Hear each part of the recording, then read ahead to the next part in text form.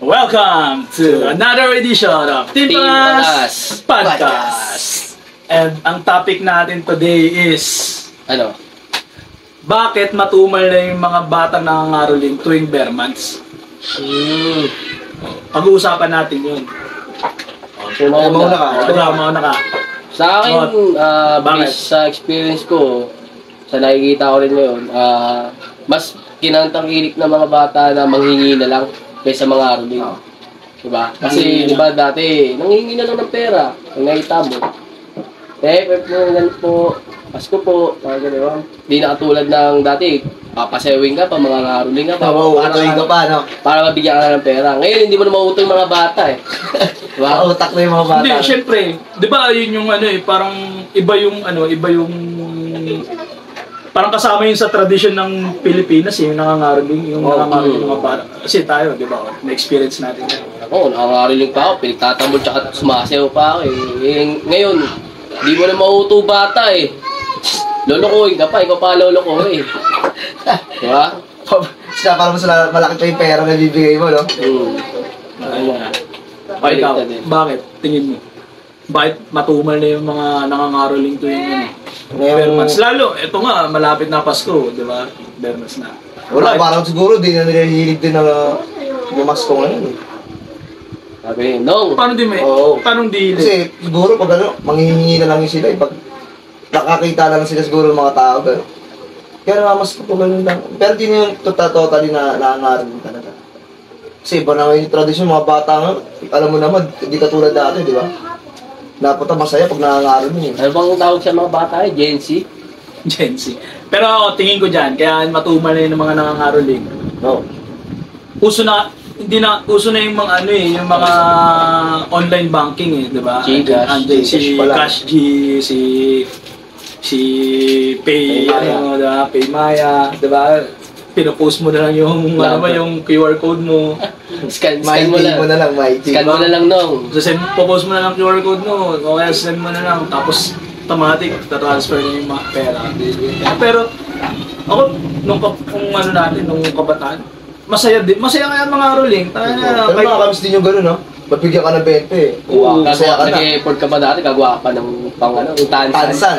Di nga, kutsara tinidor lang eh. Kaya na, kutsara tinidor lang, di ba? Pupunta ka sa bye-bye. Tapos, di ba, mga ngaroling ka ngayong gabi.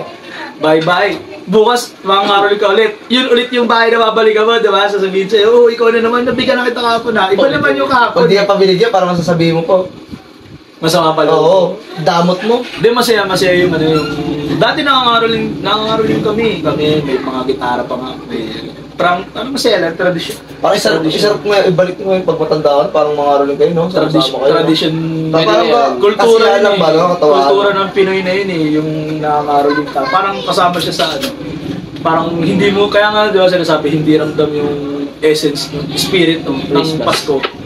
Kasi parang matamlay yung kalsada, yung lansangan, walang nangangaroling. Hindi maingay. Katulad dati, umaabot pa kami dati sa ibang lugar eh. Oo. Kalayaan, legit yun. Kalayaan, umabot kami, nangangaroling kami. Kami nila Kevin, kami mga... Pag-uwi dito, ang dami no. Sarap. Totoo ka talaga na paghahatian pa. Kaya parang ano eh, ayun nga, sinasabi, parang ano na, wala na, iba na yung Pasko ngayon. Ano na talaga yung panahon eh. Modern na. Baga, nagbago na talaga yung panahon.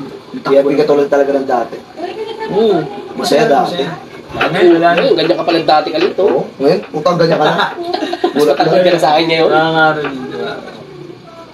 Tapos ano pa, ano pang mga nawawala, ano pang mga hindi na natin nakikita ngayong Pasko, yung Nangangaroling. diba? Kasi ganito, madalas na yung may mga papatok na dyan eh. Oo. Diba? Nag-iingay na kahit pa pikolo-pikolo lang. Kahit patusi lang eh. Naalala ko yung watusi na. Naipit sa kamay. Na-stack up sa kamay kasi basa yung Naalala ko yun, ganun ako, naipit dito. Sabi ko. Wala nang bawal lang inuuli na eh. Bawal na kasi yung mga papatok eh. May ipit na rin kasi marami rin pasaway talaga. Pero parang masaya kasi pag yung gano'n, yung maingay, may puto ko na, parang habang papalapit yung Pasko tsaka bagong taon, mas lalong maingay. Ano pa nga lang eh. September pa nga lang, may nagpapatok na eh. Kaya nga. Ngayon, kaya, November wala na, na. parang wala. Hindi na maramdaman. Pag last 2 minutes pa, Parang naalala parang ko, yung mga upo ka na ninong-ninang, yung mga tao. parang yung mga ninong-ninang lang natin yan, di na maramdaman din eh. Hindi na nakita. Nung baka naman, pamasko na. Nung, Wala, baliktad na eh. Tayo na magbibigay sa mga Oo. ano. Ah, mga nung, masaya. lalo ka na nung.